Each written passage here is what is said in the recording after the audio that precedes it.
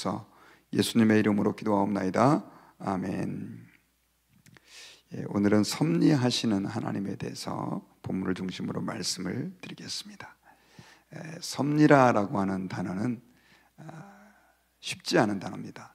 그런데 섭리를 인정하지 않는다라고 하는 것은 신앙생활을 하지 않는다는 말과도 같습니다. 왜냐하면 섭리는 하나님께서 그분의 계획과 뜻을 따라서 이 땅에서 일하시는 방식이기 때문에 그렇습니다.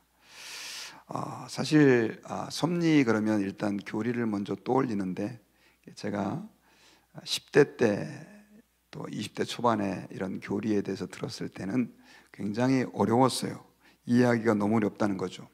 왜냐하면 하나님께서 우리 삶을 이끄시고 모든 일을 주관하신다라고 그랬는데, 만약에 그렇다고 한다면 우리의 자유의지는 뭐냐, 이런 질문을 던질 수밖에 없는 거죠. 만약에 내가 오늘 직장을 가는 것도 하나님의 섭리고, 자녀를 낳아 기르는 것도 하나님의 섭리고, 결혼도 하나님의 섭리고, 오늘 나와서 이렇게 기도하는 것도 하나님의 섭리라고 한다면, 도대체 나의 결정과 의지는 그 하나님의 섭리에 어떤 역할을 하는지, 또 그것이 왜 필요한지에 대한 의문이 생기더라는 것이죠. 그리고 만약에 하나님이 그렇게 섭리하시고 모든 것을 주관하시고 이끄신다고 한다면, 우리는 하나님 앞에서 로봇과 같은 존재에 불과하지 않느냐라고 하는 질문이 제기될 수밖에 없어요. 그래서 기독교인들 가운데는 이 하나님의 섭리를 얘기하는 걸 불편하게 생각하는 분들도 있습니다. 왜냐하면 하나님의 섭리를 너무 강조하다 보면 우리의 의지라든가 우리가 해야 할 일에 대한 책임감을 다 하나님께 떠넘기기 때문에 그렇죠. 만약에 죄를 지었는데 내가 죄를 짓는 것도 하나님의 섭리라는 거죠. 그러니까 내 책임은 없고 뭐 하나님이 그렇게 인도했다라고 하나님에게 핑계를 대버릴 수 있는 충분한 소지가 된다라고 하는 것입니다. 그렇게 해서 하나님의 섭리를 강조하다 보면 우리가 죄를 짓고도 합리화시키니까 그건 너무 강조하면 안 된다. 그래서 우리는 자유의지가 굉장히 중요하다, 하나님의 선물이다 그래가지고, 사실 이 기독교에는 이 양대 큰 맥이 있는데, 하나님의 섭리를 강조하는 쪽과 자유의지를 강조하는 쪽이 있어요. 자유의지를 강조하는 사람들은 섭리를 무시하고, 섭리를 강조하는 사람은 자유의지를 소홀히 여기는 경향들이 있다는 거죠. 그런데 여러분, 성경적으로 봤을 때는 둘 다 치중되어 있는 잘못된 겁니다. 왜냐하면 하나님은 온 우주를 섭리하시고 우리를 주관하시는 분이시지만 또한 우리에게 100% 자유의지를 주셨다는 거죠. 우리가 고민해야 되는 것은 우리의 100%의 자유의지와 하나님의 섭리가 어떻게 작동하느냐, 어떻게 일하느냐라고 하는 것을 우리가 이해해야 되는 것이죠. 근데 저는 20대 초반에 그걸 잘 이해할 수 있는 하나의 굉장히 중요한 사건이 있었습니다. 이제 그게 바로 뭐냐면 제비뽑기에 대한 부분인데, 만약에 우리가 제비를 뽑는다고 그랬을 때, 빨간색과 파란색의 두 심지가 있을 때 뭘 뽑겠느냐라고 한다고 했을 때, 우리가 빨간 것을 골랐을 때 이건 사실 우리의 자유의지잖아요. 그러나 그 제비를 뽑게끔 섭리하시는 분이 하나님이다. 그래서 이게 잠언 16장에도 보면 나오는 얘기인데, 제비는 너희가 뽑지만 그 길을 인도하시는 이는 하나님이다. 이게 하나님의 섭리에 관한 굉장히 중요한 이해의 토대가 되었습니다. 자, 오늘 본문에 보면 이 하나님의 섭리가 어떻게 작동하시는지에 대한 내용을 우리가 이해할 수 있는 굉장히 중요한 본문이 나옵니다. 바로 이 엘리사가 아들을 살려준 그 여인에게 찾아가 가지고 아주 중요한 하나님의 메시지를 전합니다. 7년 동안 이 땅에 하나님께서 다시 기근을 허락할 텐데, 이곳에서는 먹을 것을 구할 수가 없고 살 수가 없기 때문에 다른 곳으로 이주를 하십시오 라고 하는 메시지를 줘요. 평상시 그 여인은 너무 엘리사를 선대했고 또 믿음으로 살아왔던 여인이었기 때문에 하나님께서는 엘리사를 통해서 그 여인에게 특별한 메시지를 주신 것 같아요. 그래가지고 이 여인은 이 자기가 살고 있던 그 터전을 떠나서 블레셋 땅으로 이주해서 살게 됩니다. 이 여인의 믿음도 대단하죠. 7년 동안 기근이 있을 것이다 라고 하는 이야기, 하나님의 말씀을 듣고 그간 살고 있었던 모든 터전들을 다 버리고 한다는 게 쉬운 결정은 아닙니다. 그러나 자기 아들을 살려주셨던 그 경험, 하나님의 그 사람이었던 엘리사가 어떻게 하나님의 역사를 나타냈는지를 봐왔던 그 여인이었기 때문에 두말하지 않고 순종을 할 수 있었습니다. 아니나 다를까 7년 동안 이 여인은 블레셋에서 가서 거주했는데 그 땅에는 엄청난 흉년이 들었어요. 성경에서는 어떤 종류의 흉년이었는지 구체적으로 기록은 되어 있지 않습니다. 그렇게 7년을 거하다가 집에 이제 다 돌아왔어요. 돌아왔는데 문제가 생긴 겁니다. 왜냐하면 그녀가 살고 있던 집과 토지를 다른 사람이 차지하고 있었던 거예요. 오늘날처럼 이렇게 부동산 관리 시스템이 체계적이었던 그런 때가 아니었기 때문에 그 사람들이 자기 땅이라고 우기니까 저 여자가 버리고 갔으니까 우리가 취했다라고 하는 그런 주장을 하니까 이 여자가 굉장히 불편하게 된 거예요. 그래서 그 문제를 가지고 이제 왕에게 호소하려고 오늘날은 이제 재판관에게 찾아가듯이 그 여인이 상당히 그래도 좀 남편이 지위가 있었던 것 같아요. 그러다 보니까 왕에게 그 문제를 해결하게 해달라고 찾아갔었어요. 그런데 이때 왕이 상당히 좀 이제 아주 기묘한 상황이 벌어지게 되는데 4절에 보면 왕이 그 엘리사의 사환이었던 게하시와 서로 대화를 하고 있었어요. 게하시는 여러분 지난번에 그 나아만 장군을 치료해 준 이후에 그가 거짓말로 속여가지고 그 나아만 장군으로부터 예물을 받아 취해가지고 그걸로 엘리사까지 속이고 하나님을 속인 그 죄로 나병이 걸린 그런 적이 있었잖아요. 그런데 어찌됐든 하나님께서 그를 치유해 줬는지 그 과정 기록되어 있지 않지만 다시 그가 복권이 됐는지 구체적으로 묘사는 되어 있지 않지만 어쨌든 이 왕 앞에 나와가지고 엘리사와 대화를 왕과 게하시가 대화를 하고 있는 거예요. 그러면서 왕이 뭐라고 물어보냐면 너는 엘리사가 행한 모든 일들을 한번 나한테 얘기를 해봐라. 왜냐하면 이전에 그 엘리사가 그 왕에게 내일 이맘때에 가루 한 스아에 한 세겔 할 것입니다. 그러니까 이제 하루 만에 이 사마리아 성의 기근이 해결될 것입니다라고 예언을 했는데 기가 막힌 방법으로 그게 이루어졌잖아요. 그리고 그 전에 많은 이적들을 왕이 직접 본 것도 있고 그래서 아마 조금 더 이 사실을 확증해 보려고 그 엘리사의 사환이었던 게하시를 불러서 이제 좀 물어보고 있는 거예요. 자세히 디테일하게. 그랬을 때 그 게하시가 무슨 얘기를 하느냐면 제가 직접 본 일인데 아이를 낳지 못하던 여인에게 하나님께서는 그 엘리사를 통해서 말씀을 주시고 아이가 실제로 생겼습니다. 1년 만에. 그런데 그 아이가 죽었을 때 엘리사가 가서 기도했을 때 그 아이가 다시 살아났습니다. 이런 얘기를 한참 하고 있었던 거예요. 그런데 그때 마침 누가 들어오게 됐느냐?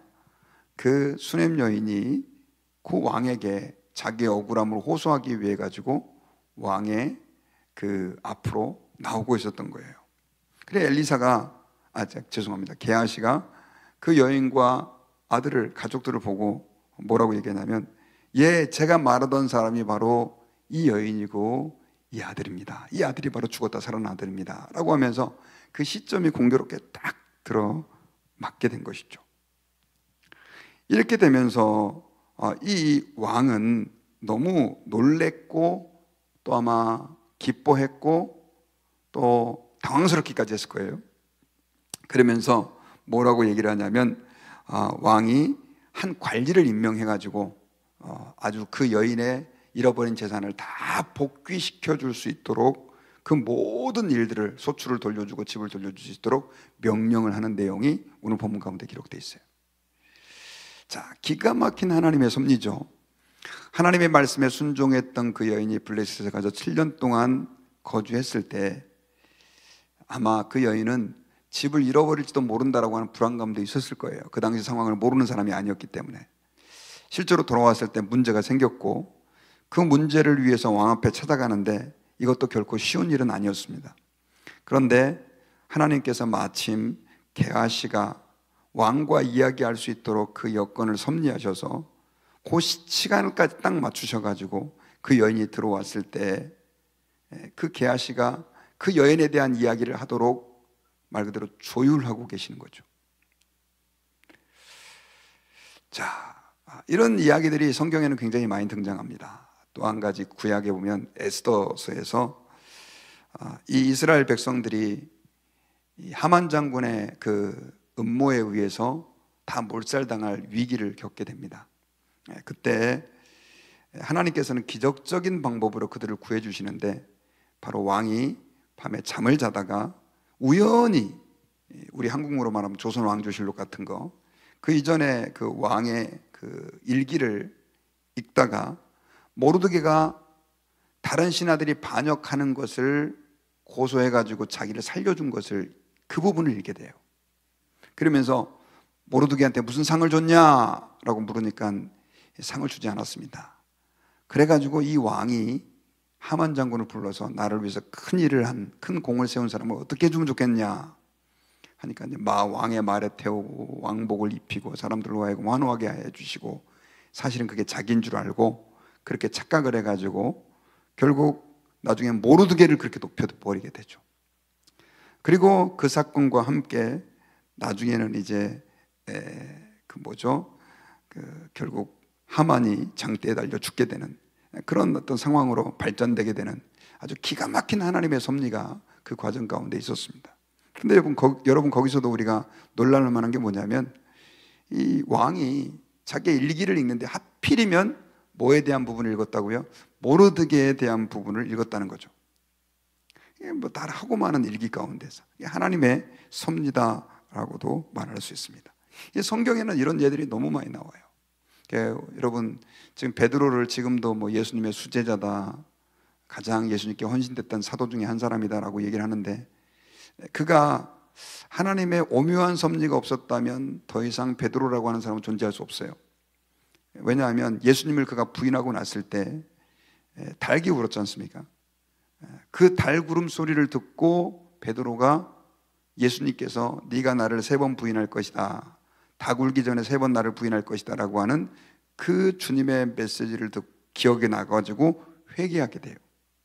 닭 울음 소리 때문에 회개했는데, 자, 그렇다고 한다면 우리는 여기서 한 가지 또 생각을 해봐야죠.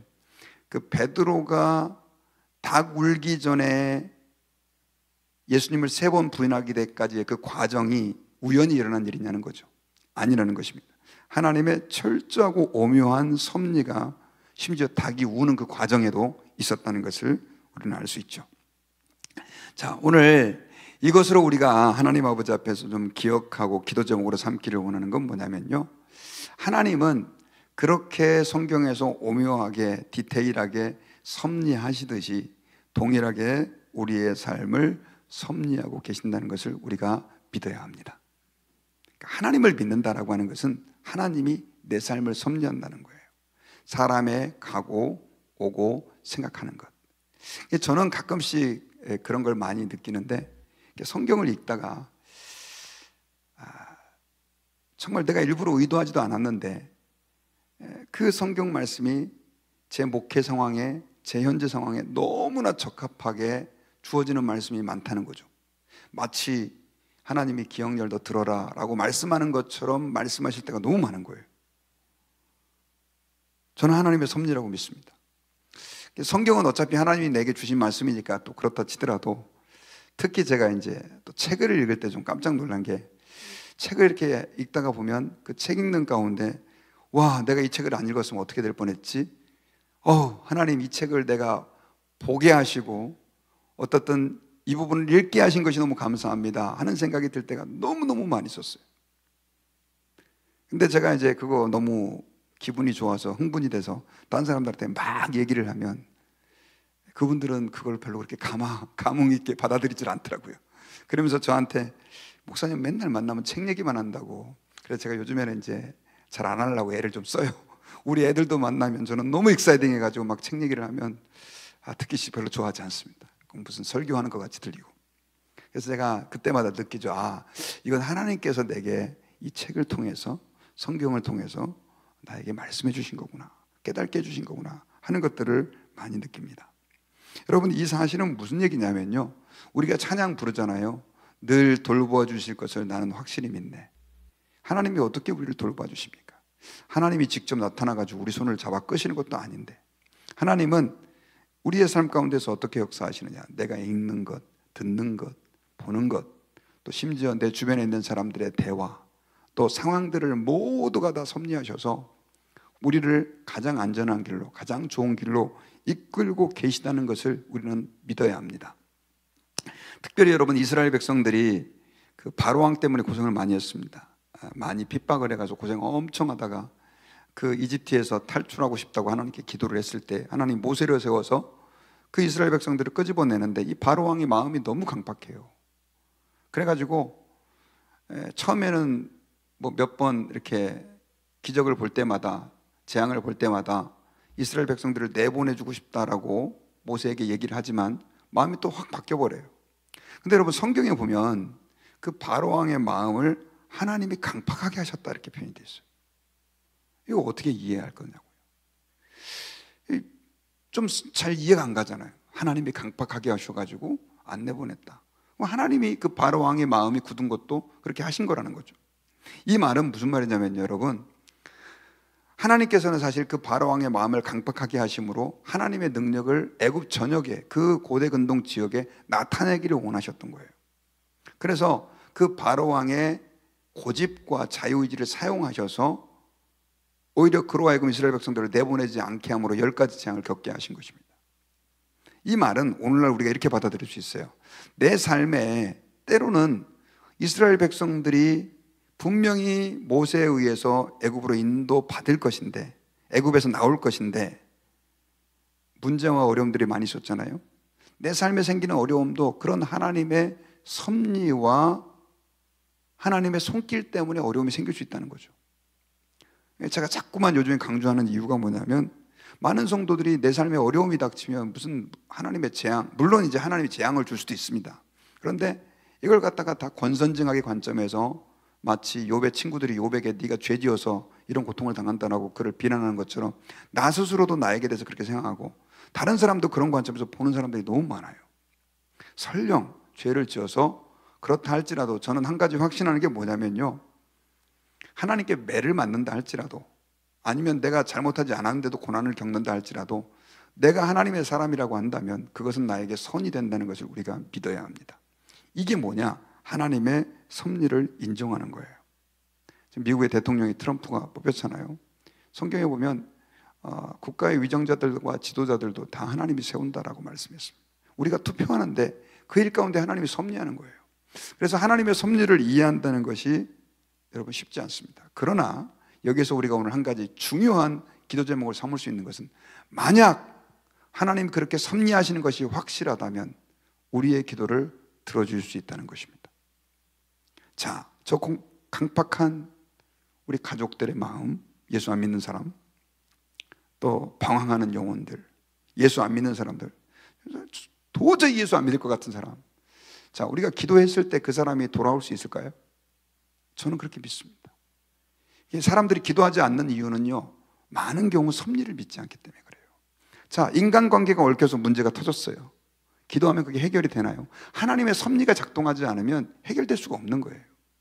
섭리를 믿으면 하나님이 내가 상상하지 않았던 방법으로 그 문제를 풀어주신다는 것을 우리가 믿고 기도해야 돼요. 내가 원하는 방식이 아니라면 더 좋은 방식으로 하나님이 풀어주실 것을 우리가 믿는 것입니다. 그래서 우리가 기도할 때마다 하나님 아버지 앞에서 섭리하시는 하나님을 의지하면서 모든 사람의 마음, 관계, 심지어 역사의 주관자 되시고 또 모든 국가의 정책과 대수사까지 주관하시고 시간과 그 포인트까지 맞추시는 하나님이라고 한다면 우리는 그 하나님을 능히 신뢰하며 기도할 수 있다는 것입니다. 그러므로 우리가 오늘 말씀 붙잡고 하나님께 기도하실 때 특별히 내 삶 속에 섭리하시는 하나님, 아까 그 수넴 여인이 기근을 피해서 블레셋에 갔다 돌아왔을 때 그 돌아와서 왕에게 가는 그 시점에 게하시가 왕에게 부름을 받아가지고 왕과 그 수넴 여인에게 관한 이야기를 할 정도로 디테일하게 섭리하시는 하나님이 나의 하나님이시라고 한다면, 또 모르드게에게 그 역사하셨던 그 아닥사스다 왕이 우연히 그 왕의 일기를 읽을 때 모르드게에 관한 일기를 읽으면서 결국 이스라엘 백성들이 죽을 위기에서 모면되게 역사하셨던 그 하나님이 나의 하나님이라고 한다면, 여러분, 우리 하나님은 지금도 나의 삶 속에서 그렇게 일하심을 우리가 믿고, 절대 어려운 일이 있다 할지라도 낙심하지 마시고 하나님의 섭리를 우리가 인정하고, 하나님을 사랑하는 자, 곧 그때로 부르심을 입은 자들에게는 모든 것이 합력하여 선을 이룬다라고 하는 약속을 믿고, 우리가 절대 낙심하지 말고 기도하는 하나님의 백성들 되시기를 주의 이름으로 축원합니다. 기도하겠습니다.